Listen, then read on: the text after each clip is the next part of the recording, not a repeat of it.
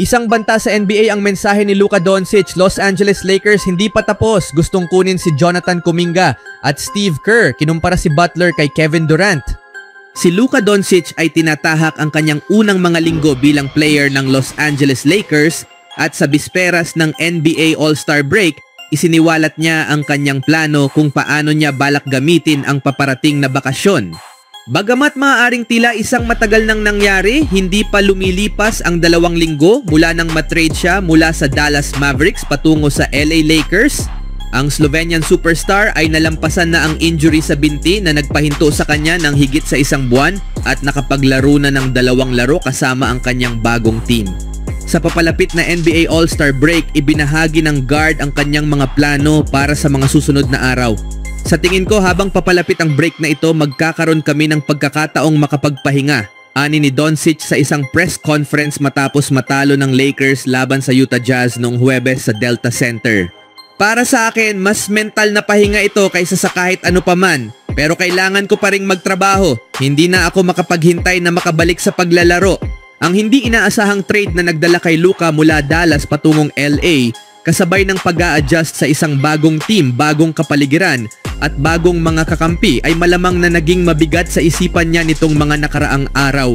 Para sa akin, ito lang ay isang mental break, paliwanag niya. Mag-eehersisyo ako at susubukang maglaan ng oras kasama ang aking pamilya. Bagamat 2 laro pa lang ang kanyang nalalaruan matapos gumaling mula sa injury, alam ni Doncic na marami pa siyang kailangang pagbutihin upang maabot ang kanyang pinakamataas na forma. Ayos lang, unti-unting bumabalik sa ritmo, sabi ng Slovenian guard ng tanungin tungkol sa kalagayan ng kanyang binti. Hindi mo talaga mapapraktis ang 5-on-5 na laro. Iba ito sa aktwal na laban, dagdag niya. Binibigyang diin na mahalaga ang paglalaro ng tunay na laro para sa kanyang pag-unlad. Masaya lang ako na nakabalik ako sa court at sinusubukan kong manalo at maglaro ng maayos. Bagamat hindi naman masama ang kanyang unang 2 laro kasama ang Lakers, malinaw na nasa proseso pa siya ng pag-aangkop at hindi pa niya naipapakita ang husay na ipinamalas niya noong nakaraang mga season kasama ang Dallas Mavericks. Sa kanyang debut laban sa Utah Jazz noong Martes sa Crypto Arena, naglaro ang guard ng 24 na minuto at nagtala ng 14 points, 5 rebounds and 4 assists. 2 araw pagkatapos nito, muling nagharap ang 2 team sa pagkakataong ito sa Salt Lake City, kung saan halos pareho ang kanyang produksyon na may 16 points, 4 rebounds and 4 assists sa loob ng 23 minutong paglalaro. Tulad ng binanggit ni Doncic, ang NBA All-Star break ay nagbibigay ng pagkakataon para sa parehong pisikal at mental na pahinga na nagbibigay daan sa mga players na muling magkaroon ng lakas para sa ikalawang bahagi ng season. Matapos ang kanilang laban noong Huwebes laban sa Utah Jazz, magkakaroon ng ilang araw na pahinga ang Los Angeles Lakers bago ang kanilang susunod na laro. Magbabalik sila sa aksyon ngayong Miyerkules sa Crypto Arena sa Los Angeles, kung saan kanilang tatanggapin ang Charlotte Hornets. Kinabukasan, pupunta sila sa Portland upang harapin ang Trail Blazers sa Moda Center. Speaking of Lakers, matapos gulatin ang mundo ng basketball sa Luka Davis trade, hindi pa tapos ang LA Lakers sa pagdadala ng mga bagong players sa kanilang team. Patuloy silang naghahanap ng talento upang palakasin ang kanilang lineup kahit natapos na ang trade window.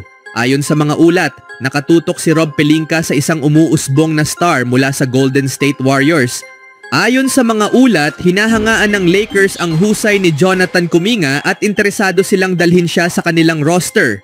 Si Kuminga ay naging isang mahalagang piraso para sa Warriors. Ipinakita na niya ang kanyang husay sa laro ng maraming beses kaya't napansin siya ng iba't ibang team. Nagkaroon si Kuminga ng ankle injury noong Enero at hindi pa nakababalik sa paglalaro mula noon. Bago ang kanyang injury, nag-average siya ng 16.8 points and 5 rebounds sa loob ng 32 laro ngayong season. Dahil sa kanyang talento, maraming teams ang nagkaka-interest sa kanya, lalo na yung mga naghahanap ng mga young players na maaaring magbigay ng pangmatagalang kontribusyon. Ang kamakailang pagkuha ng Warriors kay Jimmy Butler ay naglagay sa kanilang team sa isang mahirap na sitwasyon sa pananalapi. Dahil dito, maaaring mahirapan silang pantayan ang mga offer para kay Kuminga na magiging restricted free agent ngayong off-season. Dahil dito, maaaring samantalahin ng Lakers ang pagkakataon upang kunin siya at ipares siya kay Luka Doncic. Ang tambalang Doncic at Kuminga ay maaaring maging isang mabigat na puwersa para sa Lakers. Habang nakatuon ang Warriors sa pagpapalakas ng tsansa ni Stephen Curry na makakuha pa ng kampyonato, pareho rin ang layunin ng Lakers para kay LeBron James. Gayunpaman, tila sinisigurado na ng LA ang kanilang kinabukasan sa pagkuha kay Luka Doncic at kung madadagdag pa nila si Jonathan Kuminga, maaaring magpatuloy ang kanilang tagumpay sa mga susunod na taon. Ano sa tingin niyo mga kaibigan? Sa huling balita, pumasok ang Golden State Warriors sa All-Star break na may mas mataas na kumpiyansa sa kanilang season matapos makuha si Jimmy Butler sa kanilang team. Nag-improve ang Warriors simula nang makuha si Butler matapos talunin ang Houston Rockets ngayong araw.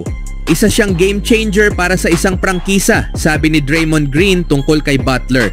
Ginawa niya na ito sa bawat team na kanyang napuntahan at tinutulungan niyang buhayin muli ang kultura namin dito. Ang paniniwala ng team ngayon kumpara sa bago siya dumating ay parang gabi at araw ang pagkakaiba. Ayon kay Coach Steve Kerr, si Butler ang finisher na matagal na nilang hinahanap upang bigyan ng suporta si Curry sa huling yugto ng laro. Nagpakita si Butler ng husay sa laban, lalo na sa huling bahagi ng laro nang bumaba ang malaking lead ng Warriors. Agad siyang ibinalik sa court upang tumulong sa team kung saan nakatulong siya sa huling scoring run upang masiguro ang panalo. Sa larong ito, muling pinangunahan ni Stephen Curry na nakapagtala ng 27 points, 5 rebounds and 3 assists. Sinundan naman ni Jimmy Butler na may 19 points, 8 rebounds and 4 assists. Nag-ambag din si Brandon Podziemski na nagpakita ng mahusay na depensa at opensa na may 18 points, 5 rebounds and 4 assists at si Draymond Green ng 13 points, 8 assists and 4 rebounds. Si Jimmy ang tunay na deal ani ni Coach Steve Kerr. Kumpletong player, kalmado, laging kontrolado ang laro, naglalaro sa sarili niyang bilis, bihirang mag-turnover at may magandang court vision. Mahusay siyang closer, hindi man sa paraan ni Durant na kayang magpasok ng sunod-sunod na jumpers pero sa mas kompletong estilo. Nakakakuha siya ng free throws, gumagawa ng tamang assist, binibigyan ng open look ang kanyang kakampi, nakakapagtala ng defensive stops at nakakakuha ng rebound. Isa siyang napakahusay na player. Bagamat maganda ang simula ni Jimmy Butler sa Warriors, tila hindi siya kontento sa kanilang nag-iisang talo. Ramdam pa rin niya ang sakit ng kanilang pagkatalo sa Dallas Mavericks noong Huwebes. Dapat panalo kami sa lahat ng laro, ani ni Butler. Hindi ko kayo lolokohin, masama talaga ang pakiramdam ko tungkol dito mula nang dumating ako. Pero aayusin namin ito, magpapatuloy kami sa panalo. Dahil dumating ang Warriors sa kanilang hotel ng madaling araw matapos ang laro sa Dallas at muntik pang masayang ang malaking kalamangan nila kontra Houston Rockets, sinabi ni Draymond Green na kung wala si Butler, maaaring iba ang naging resulta ng laban nila kontra Rockets. Nawala na nga ang isang laban kagabi pero itong laro ngayon malamang natalo rin kami, ani ni Green. Pero dahil sa isang player tulad niya, nagbago ang lahat para sa amin. Kaya pagkatapos ng 4 na laro, masasabi ko, sulit talaga si Butler.